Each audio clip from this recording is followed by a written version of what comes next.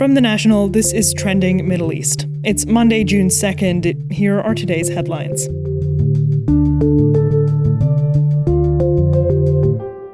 Aid handouts in Gaza are under new scrutiny after a deadly shooting. Israeli troops fired at people collecting aid at the site of a U.S.-Israel-backed organization called the Gaza Humanitarian Foundation. The death toll climbed to 31 on Sunday, and more were feared dead. The Gaza Humanitarian Foundation recently started operating after Israel relaxed an aid blockade on Gaza in May. The UN and other international aid organizations, though, have refused to work with the foundation. They say its operations aren't in line with international humanitarian principles. The Israeli military said it was, quote, unaware of injuries caused by Israeli military fire within the humanitarian aid distribution site, unquote, and that the matter is still under review. The Gaza Humanitarian Foundation said aid was handed out, quote, without incident. Meanwhile, a ceasefire agreement appears to stall once again. President Donald Trump's special envoy Steve Witkoff on Saturday said Hamas's response to a U.S.-backed ceasefire plan for Gaza was, quote, totally unacceptable. The group's reservations focused primarily on assurances that the group seeks on Israel's withdrawal from the Palestinian territory, the distribution of aid, and an end to the war. The National's Hamza Hendawi reports. Hamas's response to the Witkoff plan was dismissed as unacceptable by the U.S. envoy, who said, quote, it only takes us backwards, unquote, and called on the group to accept the proposal that he had presented last week. Hamas had given a conditional agreement to the Gaza truce plan that Witkoff had presented earlier.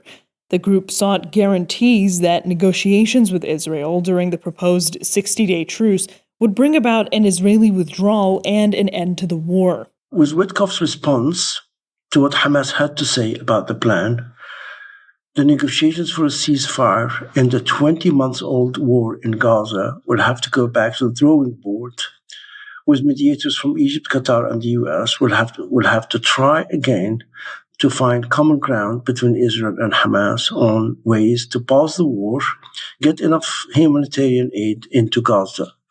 Besides a long-term ceasefire and Israeli withdrawal from Gaza, the proposed negotiations during the truce were supposed to tackle the governing of post-war Gaza, the fate of Hamas's weapons, and the exile abroad of its senior officials. The U.S. has sent Iran a proposal for a nuclear deal, the White House confirmed over the weekend. It comes after a report by the UN nuclear watchdog that said Iran was ramping up production of enriched uranium, an essential need for nuclear weapons. But Iran says its nuclear program is still within the framework of agreement with the UN. That's according to Iran's Foreign Minister Abbas Araghchi, who spoke by phone with the director of the UN's nuclear watchdog early on Sunday.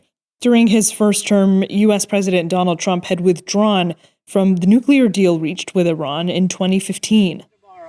I can tell you the Iran talks have been going very well. Now in Trump's second term, Iran and the U.S. have held 5 rounds of talks, 3 in Muscat and 2 in Rome, mediated by Oman, to resolve what's now a decades-long dispute over Iran's nuclear program.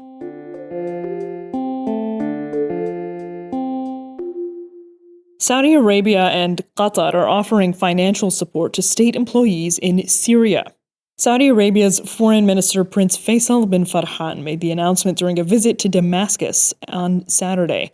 He didn't provide details on the size of the financial support to be provided by Riyadh and Doha. The National's Mina AlDroubi is here with more.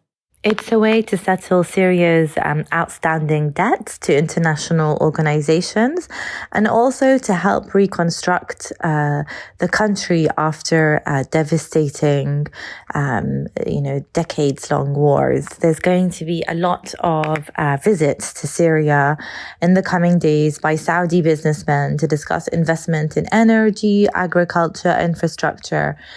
This is what Prince Faisal said during the visit. A later statement by both Saudi Arabia and Qatar said that the joint financial support would be delivered over a 3-month period. It's worth noting that the estimated cost of reconstruction in Syria has varied from $250 billion to $500 billion. Employees, especially doctors and nurses and teachers, have been paid little to nothing per month. We once spoke to doctors and they were informing us that their salary varies between $5 to $10 a month, which is basically nothing. And, the country is in a lot of debt and it's unable to pay its employees their salaries. That's all for this morning's headlines. You can get these stories and follow live updates at our site. Mina AlDroubi, The National.